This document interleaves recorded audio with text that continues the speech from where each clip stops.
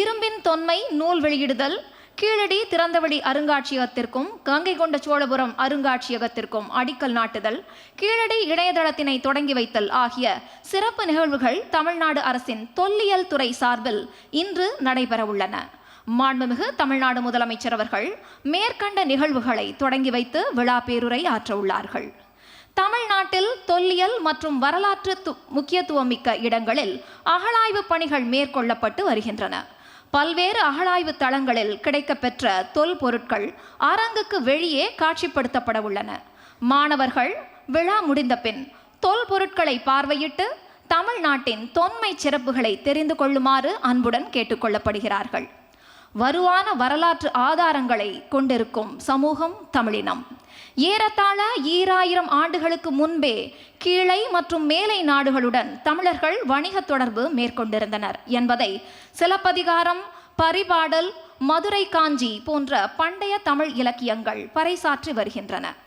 இதனை உறுதிப்படுத்தும் விதமாக தொல்லியல் அகழாய்வுகளில் கிடைக்கப்பெற்ற கரிம மாதிரிகள் அமெரிக்காவின் புளோரிடா மாநிலத்தில் மியாமி நகரில் அமைந்துள்ள பீட்டா பகுப்பாய்வு ஆய்வகத்திற்கு அனுப்பப்பட்டு கால கணக்கீடு செய்யப்பட்டுள்ளது. வைகை கரையில் அமைந்துள்ள கீழடியில் அகழ்வாய்வின் வழி கண்டெடுக்கப்பட்ட சுட்ட செங்கற்களான கட்டடங்களில் எச்சங்கள் 2600 ஆண்டுகளுக்கு முன்பே தமிழ்நாட்டில் நகர நாகரிகம் இருந்ததை உறுதிப்படுத்துகின்றன. கீழடியில் கிடைக்கப்பெற்ற பானை ஓடுகளில் பொறிக்கப்பட்ட தமிழி எழுத்துக்களும் குறியீடுகளும் கிமு 6ஆம் நூற்றாண்டிலேயே தமிழர்கள் எழுத்தறிவு பெற்றிருந்ததற்கு சான்று பகர்கின்றன. கீழடியின் தொன்மை சிறப்பையும் வரலாற்று பெருமையையும் அறிந்து கொள்வதற்கு பல்துறை அணுகுமுறையோடு அமைக்கப்பட்டுள்ள அருங்காட்சியகத்தை கடந்த 2 ஆண்டுகளில் 6 லட்சம் பேர் பார்வையிட்டுள்ளனர். கீழடி உலகத் தமிழர்களை ஒன்றிணைக்கும் ஒற்றை சொல். மாமன்னர் ராஜேந்திர சோழனால் கிபி 1025ஆம் ஆண்டு உருவாக்கப்பட்ட கங்கை கொண்ட சோழபுரம் 250 ஆண்டுகளுக்கும் மேலாக சோழர்களின் தலைநகரமாக திகழ்ந்தது. கங்கை பகுதி வரை சென்று வெற்றி கொண்டதால் கங்கை கொண்டான் என்றும், மலேசியா, இந்தோனேஷியா பகுதிகளை வெற்றி கொண்டதால் கடாரம் கொண்டான் என்றும் புகழப்படுகிறான். தன்னுடைய வெற்றியின் நினைவாக வானுயர்ந்து நிற்கும் கங்கை கொண்ட சோழீஸ்வரர் கோயிலை கட்டினான். கோயிலின் அருகே உள்ள மாளிகை மேடு பகுதியில் அகழாய்வு மேற்கொள்ளப்பட்டு அரண்மனை தடயங்களும் தொல்பொருட்களும் வெளிக்கொணரப்பட உள்ளன. கடற்பயணம், கடல் வணிகம் ஆகியவற்றில் சிறந்து விளங்கிய ராஜேந்திர சோழன் மேலை கீழை நாடுகளுடன் வணிக தொடர்பு கொண்டிருந்ததை அகழாய்வில் கண்டெடுக்கப்பட்ட தொல்பொருட்கள் உலகுக்கு பறைசாற்றுகின்றன. சோழ பேரரசின் தொன்மை சிறப்பையும் கடல் கடந்த வணிக தொடர்புகளையும் காட்சிப்படுத்த ஓர் அருங்காட்சியகம் அமைக்கப்பட உள்ளது. மேலும் இன்று நடைபெறவுள்ள விழாவில் இரும்பின் தொன்மை நூலினை வெளியிட்டு மாண்புமிகு தமிழ்நாடு முதலமைச்சர் அவர்கள் விழா பேருரை ஆற்றுவார்கள். இன்னும் சற்று நேரத்தில் மாண்புமிகு தமிழ்நாடு முதலமைச்சர் அவர்கள் விழா மேடையை வந்தடைய உள்ளார்கள் என்பதை மிகவும் மகிழ்ச்சியுடன் விழா மேடை தெரிவித்துக் கொள்கிறது.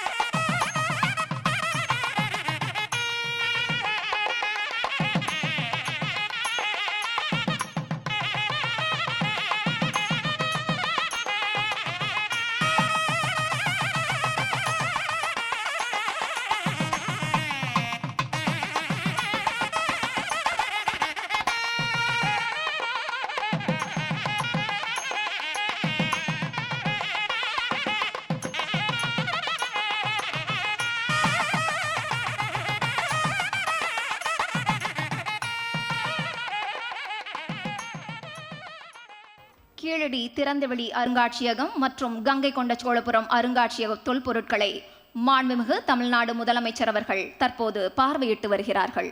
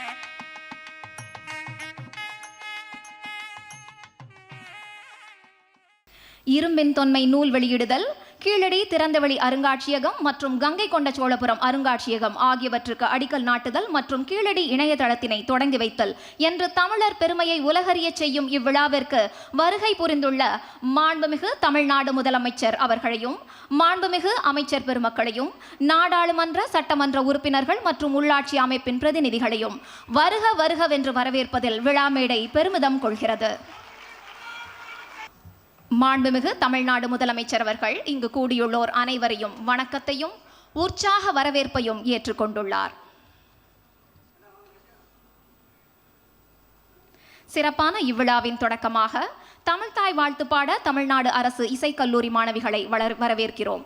அனைவரும் எழுந்து நிற்குமாறு அன்புடன் கேட்டுக்கொள்கிறோம். லெட்ஸ் ரைஸ் ஃபார் தமிழ்தாய் வாழ்த்து.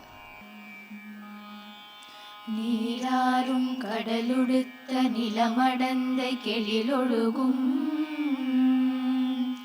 சீராரும் வதனமென திகழ் பரத கண்டமிதில் தெக்கணமும் அது சிறந்த திராவிடனல் திருநாடும் தக்க சிறு பிறை நுதலும் தரித்தனரும் திலகமுமே அத்திலக வாசனை போல அனைத்துலகும் இன்பமுற எத்திசையும் புகழ் மணக்க இருந்த பெரும் தமிழனங்கே தமிழனங்கே உன் சீரிலமை திறம்பியந்து செயல் மறந்து வாழ்த்துதுமே வாழ்த்துதுமே வாழ்த்துதுமே. நன்றி. அனைவரும் அவரவர் இருக்கையில் அமரவும். நிதித்துறை முதன்மை செயலாளர் மற்றும் தொல்லியல் துறை ஆணையர் அவர்களை வரவேற்புரையாற்ற அன்புடன் அழைக்கிறோம். May I now request respected Principal Secretary to Finance and Commissioner Archaeology to kindly deliver welcome address. அனைவருக்கும் என்னுடைய இனிய காலை வணக்கங்கள். வழக்கமாக ஒவ்வொரு ஆண்டும் தை மாதத்தை ஒட்டி தமிழ் மரபின் உணர்வலைகள் யாழிசை மீட்டி உலகெங்கும் பரவிடும். இயற்கையின் படைப்புகளுக்கு நன்றி நவிழும் பொங்கல் திருவிழா, வீரம் விளையும் அலங்காநல்லூர் வாடிவாசல், நாட்டுப்புற கலைஞர்களின் சங்கமம், தேமதுர தமிழோசை உலகெங்கும் பரவிடச் செய்யும் வகையில் பன்னாட்டு புத்தக திருவிழா என்று பண்பாட்டு நிகழ்வுகளின் அணிவகுப்பு நடைபெறுவது வழக்கம். இந்த முறை கூடுதல் மகிழ்ச்சி பொங்கும் வகையில் சில புதிய நிகழ்வுகள் நடந்தேறின. குமரி முனையில் வான்புகழ் கொண்ட வள்ளுவரின் பேரறிவுச் சிலையின் வெள்ளி விழா கொண்டாட்டம், சிந்துவெளி பண்பாட்டின் நூற்றாண்டு விழா கருத்தரங்கம்.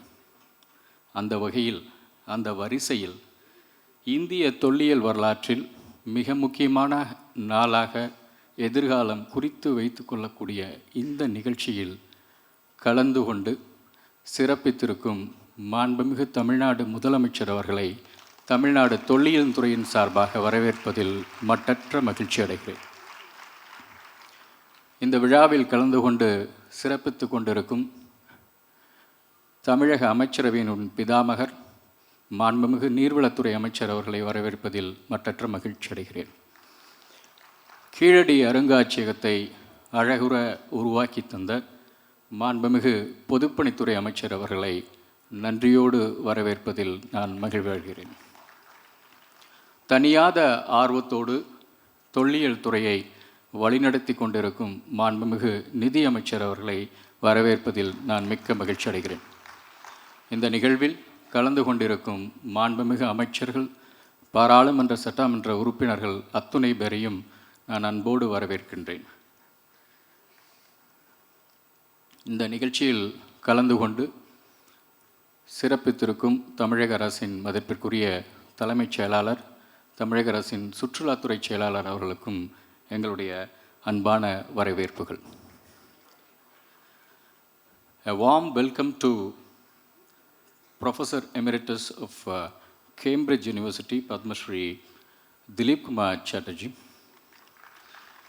and former Director General of Archaeological Survey of India, Professor Rakesh Tiwari, and other distinguished scholars who assembled from all over the country to attend the technical seminar, as well as those who are joining online from across the globe. I thank everyone and welcome everyone, each one of you, on this momentous occasion. மேலும் தமிழக தொல்லியல் துறையின் ஆய்வுகளை துல்லியமாகவும் தெளிவாகவும் வழிநடத்தி கொண்டிருக்கும் பேராசிரியர் திரு ராஜன் அவர்களை வரவேற்பதில் நான் மட்டற்ற மகிழ்ச்சி அடைகிறேன். இந்த அரங்கில் குழுமியிருக்கும் தொல்லியல் ஆர்வலர்கள், மாணவர்கள், இதழியல் நண்பர்கள் அத்துணை பேரையும் நான் அன்போடு வரவேற்பதில் நான் மட்டற்ற மகிழ்ச்சி அடைகிறேன். இந்த நிகழ்ச்சியை நேரடியாகவும் நேரலையில் கண்டுகளிக்கும் அத்தனை உலக தமிழர்களுக்கும் ஒரு அன்பான வேண்டுகோள். இந்த பொழுதை, இந்த நாளை, இந்த அழகிய தருணத்தை உங்களுடைய நினைவு பேழையில் மிகவும் பாதுகாப்பாக சேமித்து வைத்து கொள்ளுங்கள். ஏனெனில் இந்த தருணம் வரலாற்றில் என்றென்றும் நினைவு கூறப்படக்கூடிய மிக மிக முக்கியமான தருணமாக அமையப் போகிறது. இந்திய வரலாறு, உலக வரலாறு பெருமையோடு இந்த நாளை பதிவு செய்ய போகின்றது. முத்தாய்ப்பாக நூற்றாண்டுகள் கடந்து நிலைத்து நிற்கும் வகையில் வரலாற்று சிறப்புமிக்க அறிவிப்பை இன்று நல்கி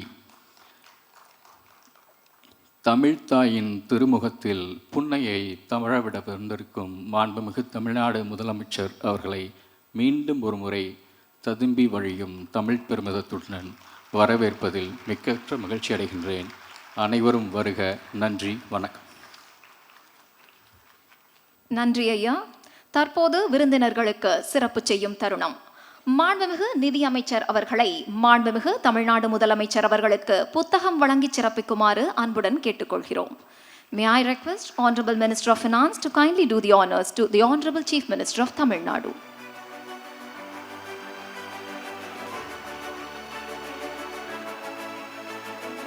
நிதித்துறை முதன்மை செயலாளர் மற்றும் தொல்லியல் ஆணையர் அவர்களையும், சுற்றுலா பண்பாடு அறநிலையங்கள் துறை முதன்மை செயலாளர் அவர்களையும் விருந்தினர்களுக்கு புத்தகங்கள் வழங்கி சிறப்பிக்குமாறு கேட்டுக்கொள்கிறோம்.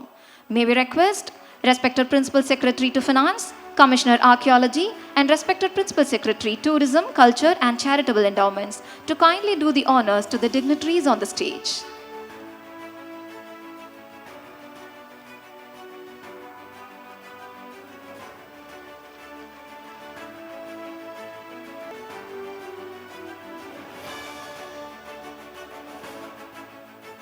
அனைவருக்கும் நன்றி.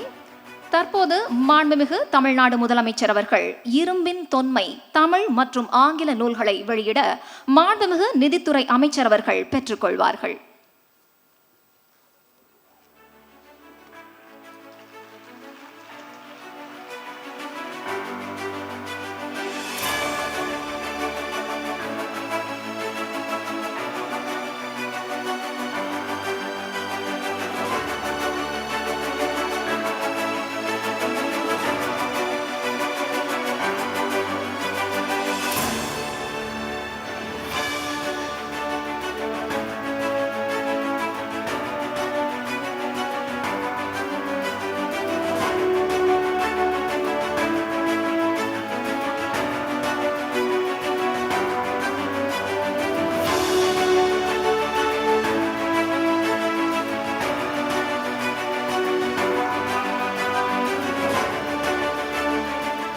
இருக்கும் அனைத்து விருந்தினர்களுக்கும் நன்றி. இந்தியாவில் வேறு எந்த மாநிலத்திலும் இல்லாத வகையில் அகழாய்வு பணிகளுக்கு ரூபாய் 5 கோடி ஒதுக்கீடு செய்தும், தமிழ்நாட்டின் தொன்மை சிறப்புகளை உலகறிய செய்தும், இந்திய துணைக்கண்ட வரலாற்றின் கண்ணோட்டத்தையே மாற்றி அமைத்து வரும் நமது மாண்புமிகு தமிழ்நாடு முதலமைச்சர் அவர்களை விழா பேருரையாற்றி சிறப்பிக்குமாறு அன்புடன் கேட்டுக்கொள்கிறோம். அன்புள்ள மாண்புமிகு அமைச்சர் பெருமக்கள், அண்ணன் துரைமுருகன் அவர்களே, மாண்புமிகு தங்கம் தென்னரசு அவர்களே, மாண்புமிகு ஏவா வேலு அவர்களே, மாண்புமிகு மா சுப்பிரமணியம் அவர்களே, மாண்புமிகு சேகர்பாபு அவர்களே, மாண்புமிகு ராஜேந்திரன் அவர்களே, மாண்புமிகு சக்கரபாணி அவர்களே, நாடாளுமன்ற உறுப்பினர்களே, சட்டமன்ற உறுப்பினர்களே, மேயர், துணை மேயர் உள்ளிட்ட உள்ளாட்சி அமைப்பினுடைய பிரதிநிதிகளே, தலைமைச் செயலாளர் திரு முருகானந்தம் ஐஏஎஸ் அவர்களே, முதன்மைச் செயலாளர்கள் உதயச்சந்திரன் ஐஏஎஸ் அவர்களே, சந்திரமோகன் ஐஏஎஸ் அவர்களே, கேம்பிரிட்ஜ் பல்கலைக்கழகத்தினுடைய பேராசிரியர் திலீப்குமார் சக்கரவர்த்தி அவர்களே, இந்திய தொல்லியல் துறையினுடைய மேலாண் தலைமை இயக்குனர் முனைவர் ராகேஷ் திவாரி அவர்களே, தொல்லியல் துறையினுடைய கல்வியியல் மற்றும் ஆய்வு ஆலோசகர் பேராசிரியர் ராஜன் அவர்களே, தொல்லியல் துறையினுடைய வல்லுநர்களே, அரசு உயர் அலுவலர்களே, பத்திரிகை மற்றும் ஊடகத்துறையை சார்ந்திருக்கக்கூடிய நண்பர்களே, வருகை தந்திருக்கக்கூடிய பெரியோர்களே, தாய்மார்களே, மாணவ செல்வங்களே, உங்கள் அனைவருக்கும் என்னுடைய அன்பான வணக்கம்.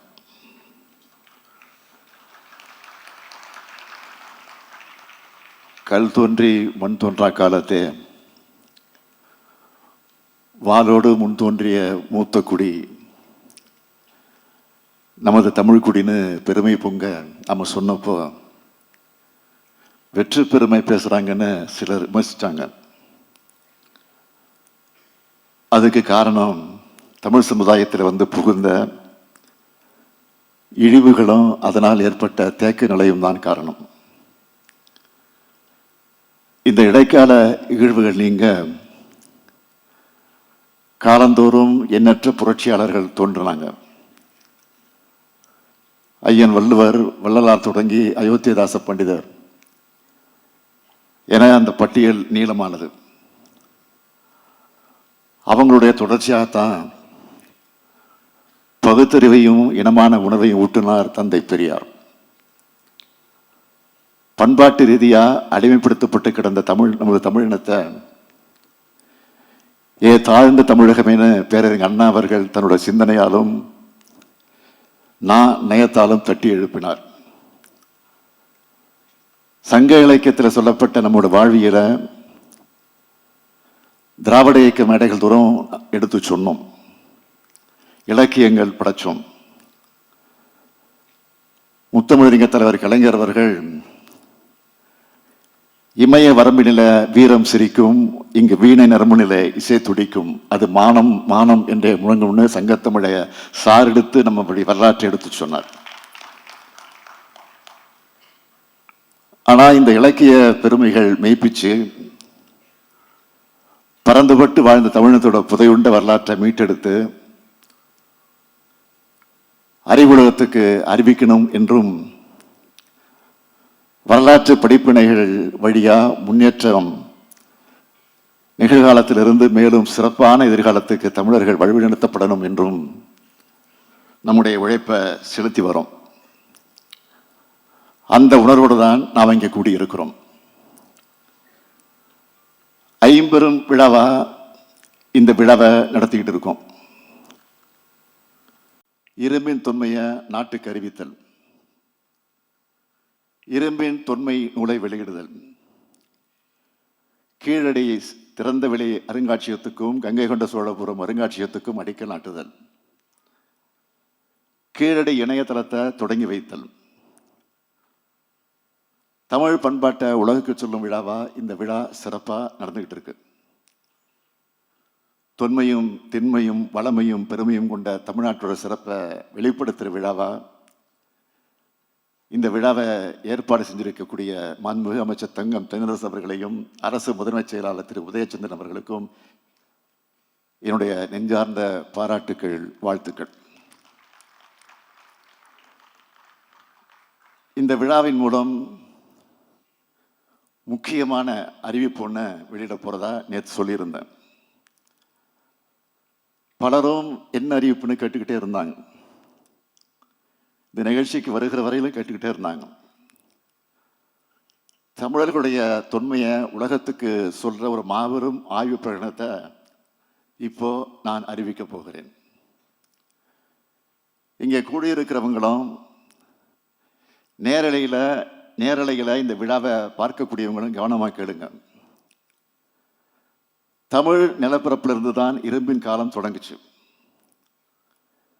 இந்திய நாட்டுக்கு மட்டுமல்ல, உலகுக்கே மறுபடியும் சொல்கிறேன், தமிழ் நிலப்பரப்பிலிருந்து தான் இரும்பின் காலம் தொடங்குச்சு என்ற மாபெரும் மானுடவியல் ஆய்வு பிரகடனத்தை இந்த நிகழ்ச்சியின் வாயிலாக அறிவிக்கிறேன். 5300 ஆண்டுகளுக்கு முன்னாடியே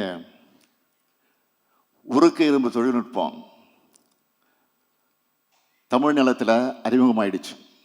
இப்போ தமிழ்நாட்டில் மேற்கொள்ளப்பட்ட அகழ்வாய்வுகள் மூலம் அண்மையில் கிடைக்கப்பெற்ற கால கணக்கீடுகள் இரும்பு அறிமுகமான காலத்தை கிமு 4000 ஆண்டின் முற்பகுதிக்கு கொண்டு சென்றிருக்கு. தென்னிந்தியாவில், குறிப்பாக தமிழ்நாட்டில் 5300 ஆண்டுகளுக்கு முன்னாடி இரும்பு அறிமுகமாகிருக்கும்னு உறுதியாக சொல்லலாம். இது ஆய்வு முடிவுகளாகவே நான் அறிவிக்கிறேன். தமிழ்நாடு அரசு தொல்லியல் துறையால் மேற்கொள்ளப்பட்ட அகழ்வாய்வுகளில் சேகரிக்கப்பட்ட மாதிரிகள் உலகத்தோட தலைசிறந்த ஆய்வகங்களுக்கு அனுப்பி வைக்கப்பட்டுச்சு. பூனே நகரில் இருக்க பீர்பால் சஹானி தொல் அறிவியல் நிறுவனம், அகமதாபாத் நகரில் இருக்கக்கூடிய இயற்பியல் ஆராய்ச்சி ஆய்வகம் ஆகிய தேசிய அளவில் புகழ்பெற்ற ஆய்வு நிறுவனங்களுக்கும் பன்னாட்டு அளவில் உயரிய நிறுவனமான அமெரிக்க நாட்டின் புளோரிடா மாநிலத்தில் இருக்க பீட்டா அலுவலகத்துக்கும் மாதிரிகள் பகுப்பாய்வுக்கு அனுப்பி வைக்கப்பட்டுச்சு. தேசிய நிறுவனங்களில் ஓஎஸ்ஐ பகுப்பாய்வுக்கும் பீட்டா ஆய்வகத்தில் கதிரியக்க கால பகுப்பாய்வுக்கும் ஒரே தாழியிலிருந்து மாதிரிகளை அனுப்பி வச்சோம். இப்படியான 3 நிறுவனங்களிடமிருந்தும் ஒரே மாதிரியான பகுப்பாய்வு முடிவுகள் பெறப்பட்டிருக்கு. தமிழ்நாடு அரசு தொல்லியல் துறை பல்வேறு ஆய்வு நிறுவனங்களுக்கு மாதிரிகளை அனுப்பி பெறப்பட்ட முடிவுகளை கூர்ந்து ஒப்பாய்வு செஞ்சதில் ஒரே மாதிரியான முடிவுகள் கிடைக்குது. இப்போ கிடைச்சிருக்க கதிரியக்க கால கணக்கீடுகள் மற்றும் ஓஎஸ்எல் பகுப்பாய்வு கால கணக்கீடுகள் அடிப்படையில் கிமு 3345 தென்னிந்தியாவில் இரும்பு அறிமுகமாயிடுச்சுன்னு தெரிய வருது. அதற்கான ஆய்வு முடிவுகள் இதோ.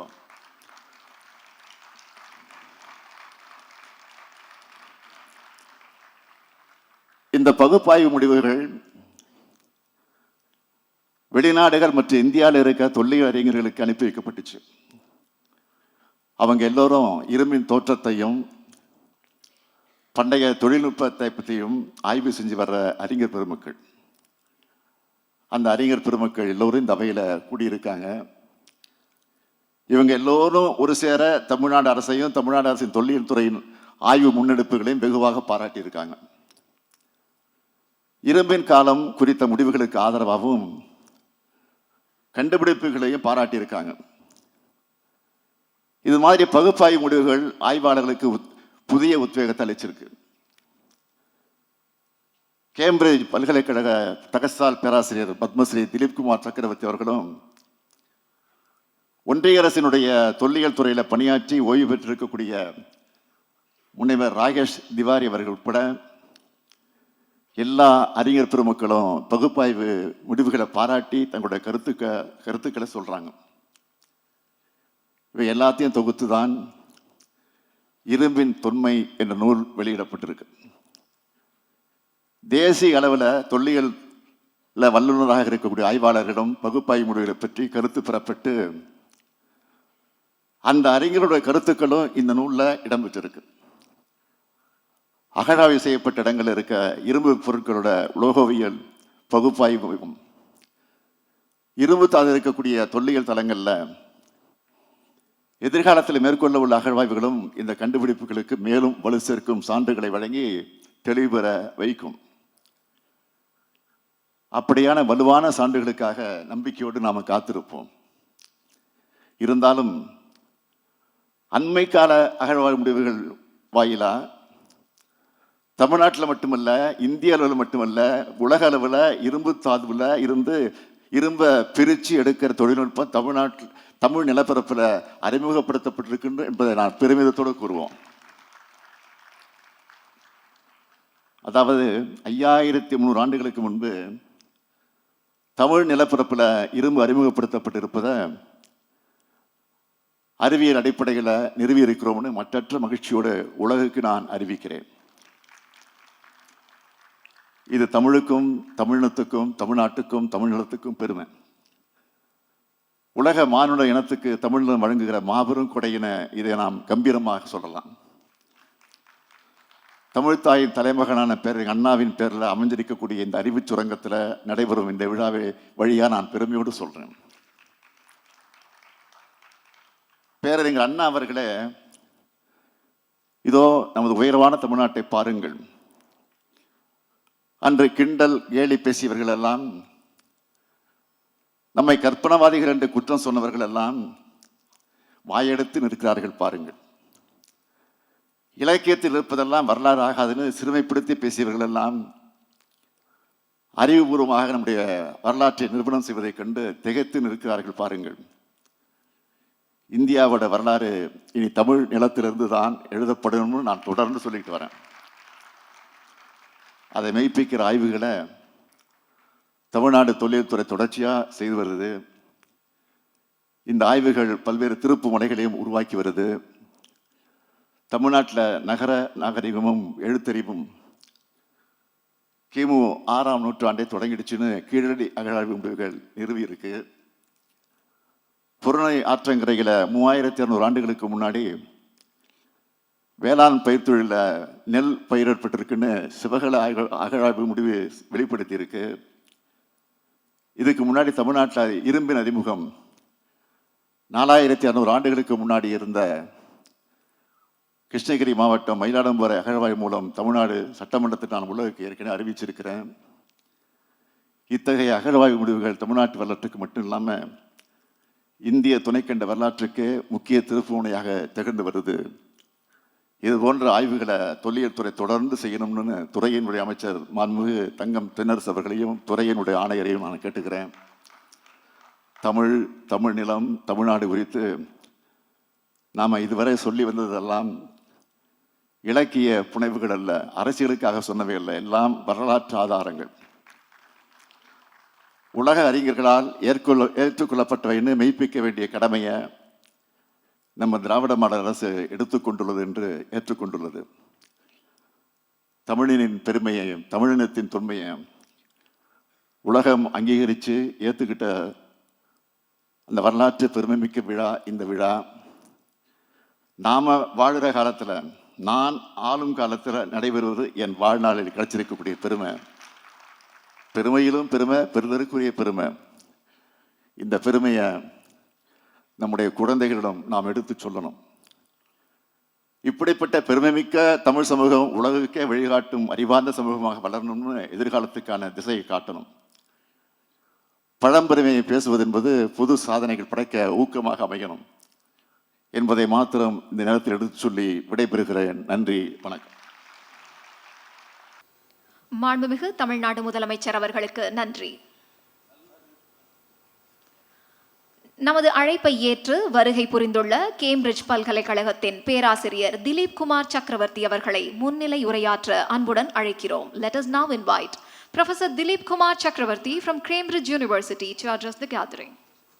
Honorable Chief Minister, sir, honorable ministers, respected Principal Secretary, respected Commissioner of Archaeology, esteemed colleagues, ladies and gentlemen. As an Indian and an octogenarian archaeologist of the country, I feel almost emotional when I hold a copy of this book in hand. It has fallen to the lot of the State Department of Tamil Nadu Archaeology to discover for the first time in the world that smelted iron can go back to the middle of the 3rd millennium BC. This is a discovery not merely of Indian significance, but also in the context of the archaeology of the world. Many years ago, actually more than 60 years ago, when I was a student, we were taught that the antiquity of iron in India does not go beyond 6th century BC. Now, from the 6th century BC to about 2500 BC, as you can see yourself, this is a very, very big jump. And I'm very proud to think that this has happened, this transformation has happened, that I am alive when this transformation has taken place. Archaeology in Tamil Nadu has been prospering for many years, and apart from the discovery of early iron, the earliest iron in the world, it has contributed very significantly to another aspect of Indian culture, the antiquity of writing. Writing usually has been, how do I put it, that writing does not go beyond the reign of Ashoka. Now, Tamil Nadu state archaeology has proved through radiocarbon dates and through a study of the different types of graffitis that the antiquity of writing in India goes now back to 7th century BC. Any archaeologist would give his or her right hand for being a party to this kind of discovery. And I have got nothing but praise for the situation, for the government support, and also for the individual archaeological skill which has led to these discoveries. I do hope that this department will prosper, the department will expand, and will be fortunate in having all the support it needs. Thank you so much. Thank you.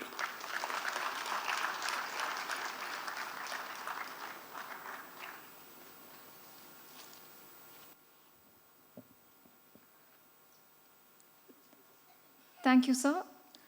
இரும்பின் தொன்மை குறித்தான காணொளியை தற்போது காணலாம். மனிதனின் தொழில்நுட்ப கண்டுபிடிப்புகளுள் மிகவும் முக்கியமான கண்டுபிடிப்பு இரும்பின் பயன்பாடு.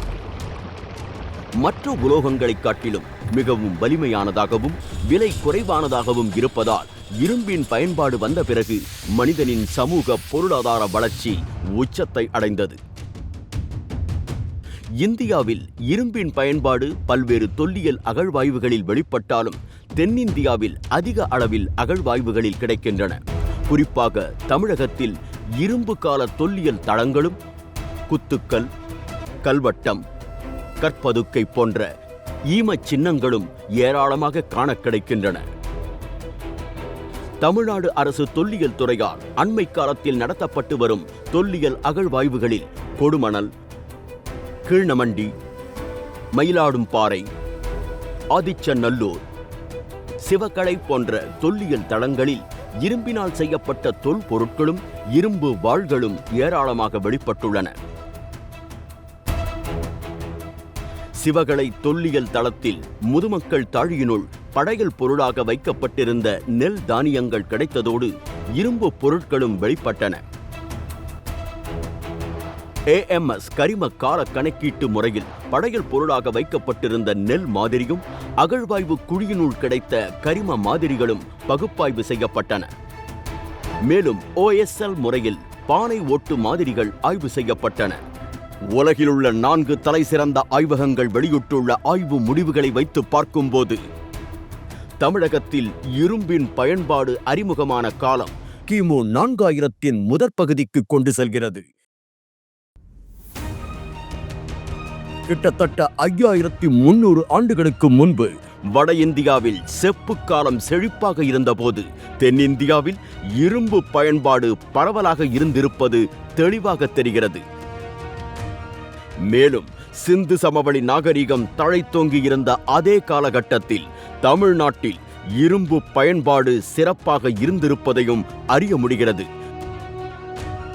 இதன் மூலமாக தமிழ்நாட்டு அகழ்வாய்வுகளில் கிடைத்திருக்கக்கூடிய இரும்பு பொருட்களானது இந்தியாவில் இதுவரை கிடைத்திருக்கக்கூடிய இரும்பு பொருட்களிலேயே காலத்தால் முந்தையவை என்பதை அறுதியிட்டு கூறலாம்.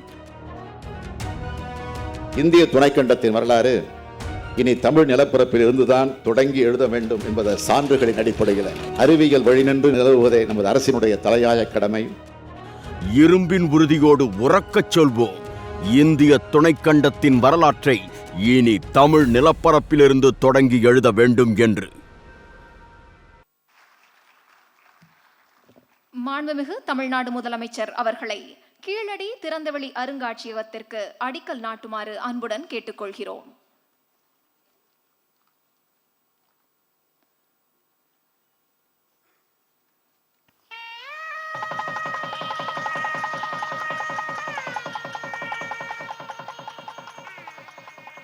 மாண்புமிகு தமிழ்நாடு முதலமைச்சர் அவர்களை கீழடி இணையதளத்தினை தொடங்கி வைக்குமாறு அன்புடன் கேட்டுக்கொள்கிறோம்.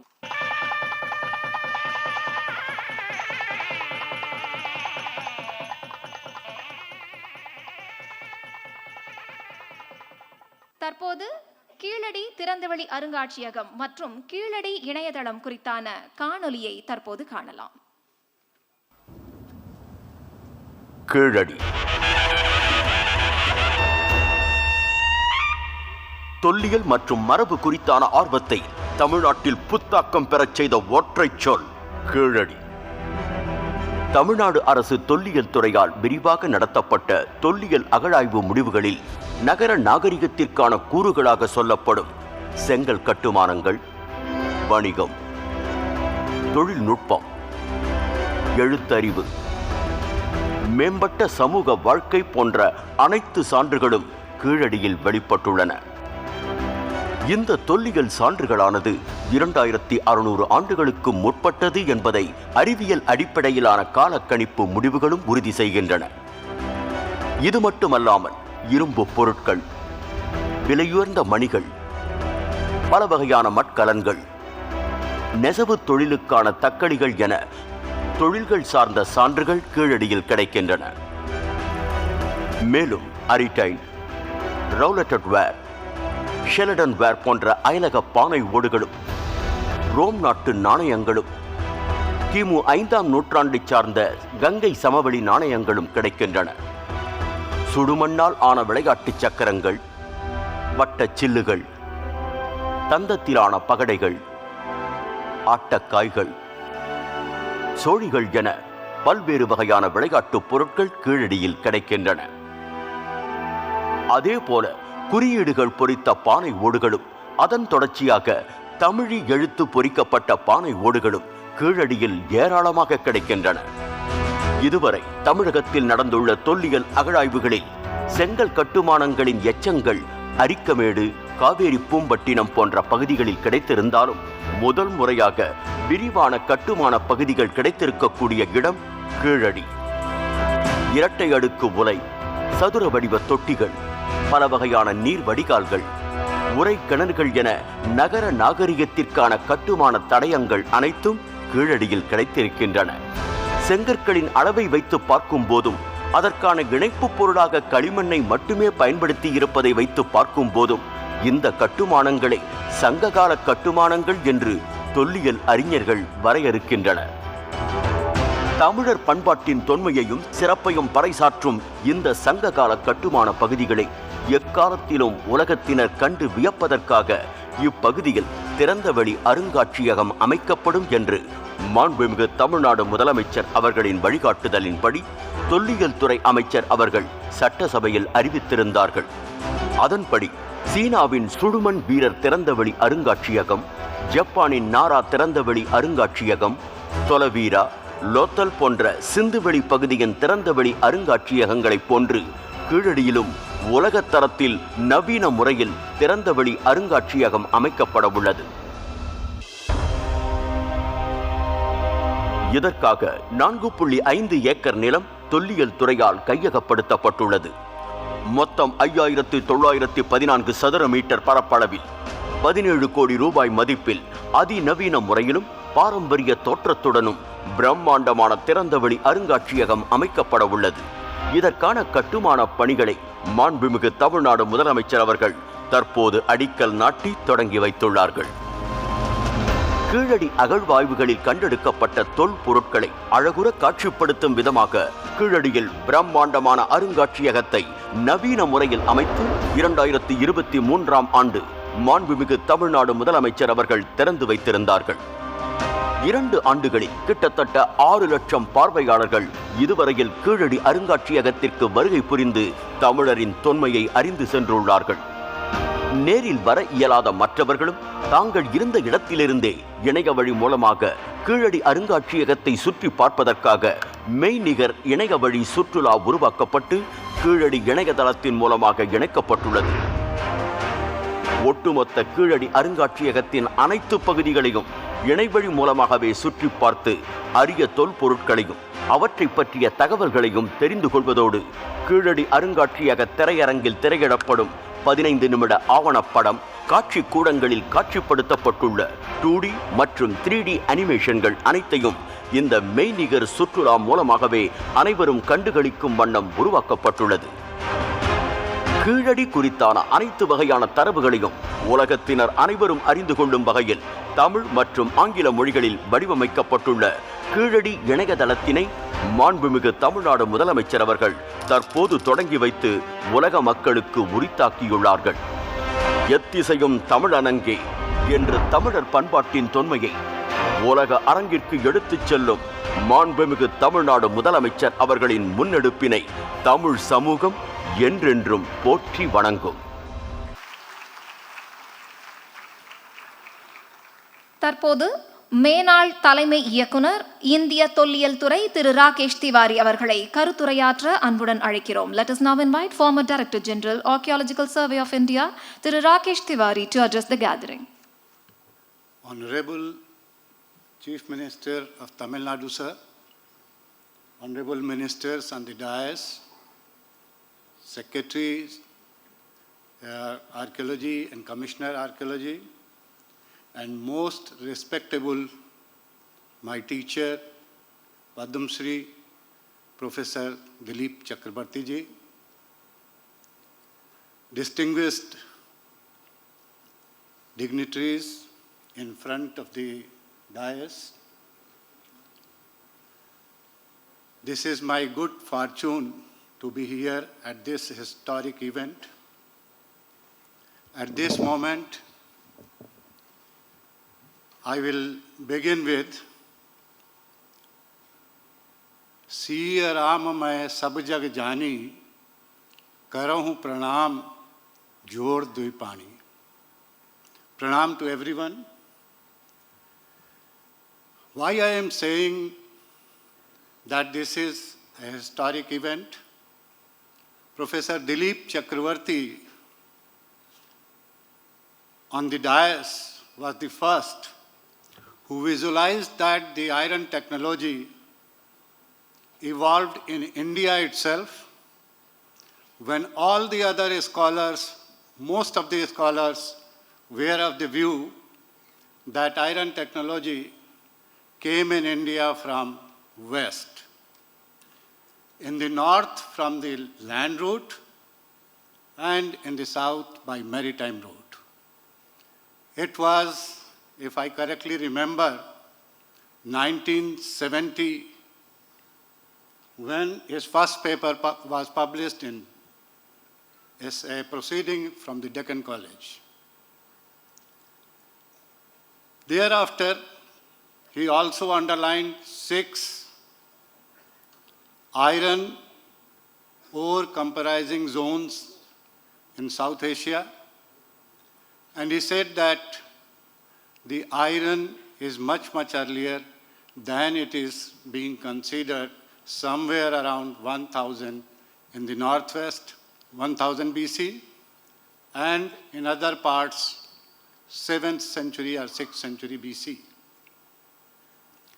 At that time, I did not know that I will also work on the antiquity of iron technology. Around 1995-96, we excavated a site in the northern Vindhyas Vindhyan area of district Sonbhadra, and the evidence was indicating towards the antiquity of iron towards 1300-1400 BC.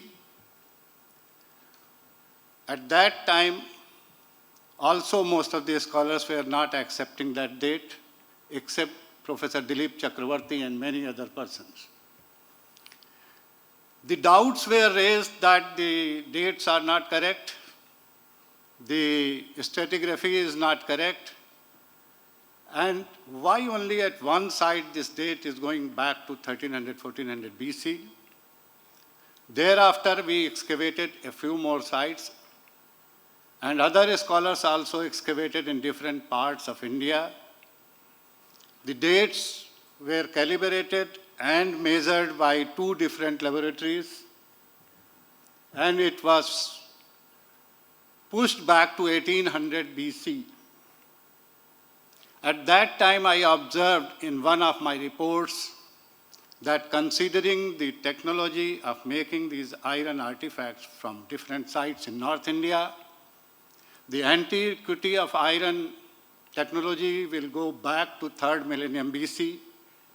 And now the answer is coming from so many dates from Tamil Nadu.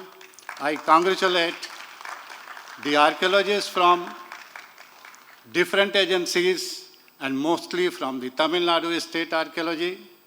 This type of support, a methodical approach to the problem, archaeological problem, is rare, and it sets a model for research in other parts of the country. The focus has been for a very long time on Indus civilization. Once it appeared that when Indus civilization was flourishing in the northwestern part of the country and northwestern part of the country, other areas were not having contemporary cultures. But now the things are changing, and Tamil Nadu is one of those areas which is providing evidence for an independent culture having interaction with other areas and distinctive technologies also. I hope this type of research will continue in this part of the country, and other areas will also take inspiration from that.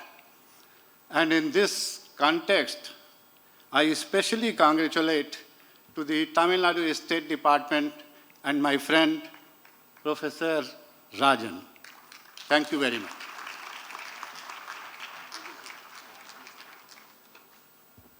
Thank you, sir. தற்போது மாண்புமிகு தமிழ்நாடு முதலமைச்சர் அவர்களை கங்கை கொண்ட சோழபுரம் அருங்காட்சியகத்திற்கு அடிக்கல் நாட்டுமாறு பணிவுடன் கேட்டுக்கொள்கிறோம்.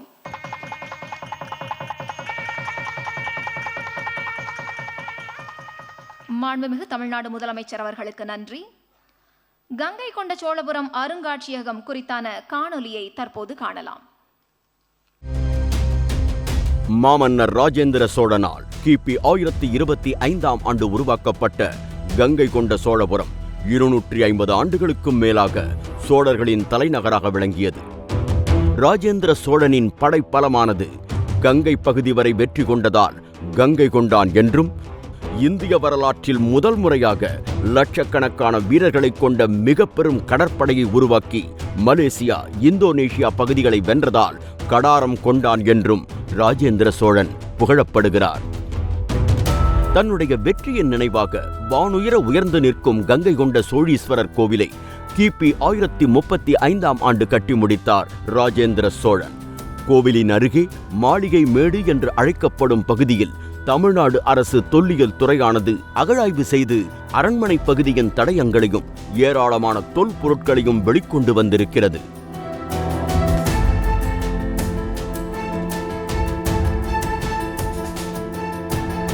மாமன்னர் ராஜேந்திர சோழனுக்கு சிறப்பு சேர்க்கக்கூடிய வகையிலும் கடற்பயணம், கடல் வணிகம் மற்றும் கப்பல் கட்டும் தொழில்நுட்பத்தில் தமிழர்கள் சிறந்து விளங்கியதை எடுத்துக்காட்டும் வகையிலும் மேலை நாடுகளுடனும் கீழை நாடுகளுடனும் சிறந்த வணிக தொடர்பை கொண்டிருந்ததை உலகுக்கு பறைசாற்றும் வகையிலும் கங்கை கொண்ட சோழபுரத்தில் ஓர் அருங்காட்சியகம் உருவாக்கப்படும் என்று மாண்புமிகு தமிழ்நாடு முதலமைச்சர் அவர்கள் அரியலூர் மாவட்ட அரசு விழாவில் அறிவித்திருந்தார்கள்.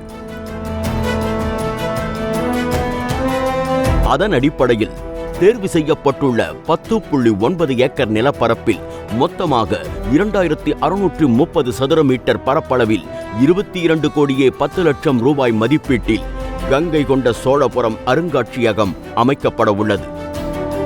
இதற்கான கட்டுமான பணிகளை மாண்புமிகு தமிழ்நாடு முதலமைச்சர் அவர்கள் தற்போது அடிக்கல் நாட்டி திறந்து வைத்துள்ளார்கள்.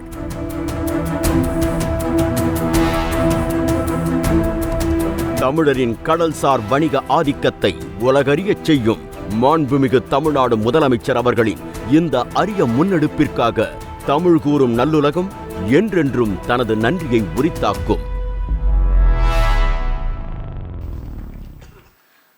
நன்றியுரை நவில தமிழ்நாடு அரசின் தலைமைச் செயலாளர் அவர்களை அன்புடன் அழைக்கிறோம். May I request respected Chief Secretary to propose vote of thanks. பொய்யகல நாளும் புகழ் வெளுத்தல் என் வியப்பாம் வையகம் போர்த்த வயங்கு ஒளிநீர் கையகல கல் தோன்றி மண் தோன்றா காலத்தே வாளோடு முன் தோன்றி மூத்த குடி. இது புறப்பொருள் வெண்பா மாலையில் இருக்குது. மாண்பு முதலமைச்சர் அவர்களும் அவங்க சிறப்புரையில் கூறினார்கள். இது என்ன சொல்லுதுன்னா, குறிஞ்சி நிலத்தில் மலைகளிலும் காடுகளிலும் தமிழர்கள் வேட்டையாடி வாழ்ந்த காலத்திலேயே இரும்பையும் இரும்பால் செய்த வாளையும் பயன்படுத்தி வந்துள்ளனர் என்பதுதான் இது எடுத்துக்காட்டுது. பொன் என்றால் தமிழில் மெட்டல் என்று பொருள். அது இப்போ நம்ம தங்கம்னு சொல்கிறோம், ஆனால் அது மெட்டல். இரும் ப்ளஸ் பொன் தான் இரும்பு. இரும்னா கருமை, அதான் டார்க். அது செம்பொன்னு சொல்கிறோம். செம் ப்ளஸ் பொன்னா செம்பொன். அதே மாதிரி ஐம்பொன், அதுதான் மெட்டல். பிஷப் கால்டுவெல் அவர்கள் இரும்பு என்ற தமிழ் வார்த்தையிலிருந்து தான் அயன் என்ற ஆங்கில வார்த்தையும் இண்டோ யூரோப்பியன் மொழிகளில் இருக்க அயனை குறிக்கிற இரும்பை குறிக்கும் வார்த்தைகள் அனைத்துக்குமே மூலம் தமிழ் இரும்பு என்று தெரிவித்திருக்கிறார். இவ்வாறு நம்ம மொழியிலையும் நமது இலக்கியங்கள்லேயும் நம்ம பண்பாட்டின் தொன்மை வெளிப்பட்டாலும் இதற்கெல்லாம் ஆணித்தரமாக இதெல்லாம் நிரூபிக்க நமக்கு சரியான தரவுகள் இதுவரை இல்லாமல் இருந்தது.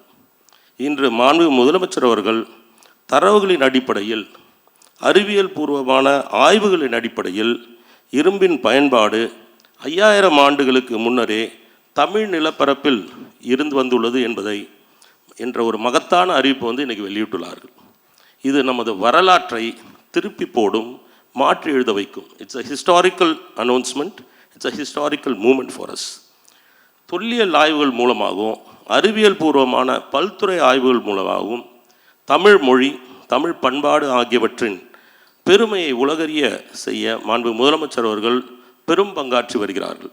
கீழடி, ஆதிச்சநல்லூர், சிவகலை, மயிலாடும்பாறை அகழ்வாய்வுகள் அனைத்தும் அவரோட வழிகாட்டுதலின் பேரிலும் அவங்களோட தலைமையிலும் தான் நடைபெற்று வருகின்றன.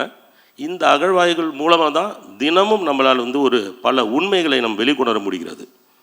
கீழடி திறந்தவெளி அருங்காட்சியகத்தையும் கங்கை கொண்ட சோழபுரத்தின் அருங்காட்சியகத்திற்கும் அடிக்கல் நாட்டி இரும்பின் தொன்மை நூலை வெளியிட்ட மாண்புமிகு முதலமைச்சர் அவர்களுக்கு எனது மனமார்ந்த நன்றியினை நான் தெரிவித்துக் கொள்கிறேன். இந்த விழாவில் பங்கேற்று சிறப்பித்து வரும் மாண்புமிகு நீர்வளத்துறை அமைச்சர், மாண்புமிகு பொதுப்பணித்துறை அமைச்சர் அவர்கள், மாண்புமிகு தொல்லியல் மற்றும் நிதித்துறை அமைச்சர் அவர்கள், மற்ற அமைச்சர் பெருமக்கள் அனைவருக்கும் எனது மனமார்ந்த நன்றியை தெரிவித்துக் கொள்கிறேன். I would like to very heartily thank Professor Dilip Kumar Chakravarti from Cambridge University, Dr. Rakesh Tiwari, former DG of ASI, Dr. Rajan, Thiru Sivanandam, and all the archaeological experts who have come for this program. We are extremely happy and honored by your presence. I would also like to thank Commissioner Archaeology, Thiru Uday Chandran, and his entire team from Archaeology Department for this outstanding achievement. இந்த விழாவில் பெருமளவில் பங்கேற்று சிறப்பு தரும் அறிஞர் பெருமக்கள், மாணவர்கள், ஊடகத்துறை நண்பர்கள், உங்கள் அனைவருக்கும் எனது மனமார்ந்த நன்றியை தெரிவித்துக் கொள்கிறேன். நன்றி, வணக்கம். நன்றி. நாட்டுப்பண் பாட தமிழ்நாடு அரசு இசைக்கல்லூரி மாணவிகளை அழைக்கிறோம். அனைவரும் எழுந்து நிற்கவும். Let's now rise for national anthem. जनगण मन अधिनायक जय हे भारत भाग्य विधाता पंजाब सिंधु गुजरात मराठा द्राविड उत्कल बंगा विंध्य हिमाचल यमुना गंगा उच्चल जलधि तरंगा तव शुभ नामे जाहे तव शुभ आशीष माहे गाहे तव जय गाता जनगण मंगलदायक जय हे भारत भाग्य विधाता जय हे जय हे जय हे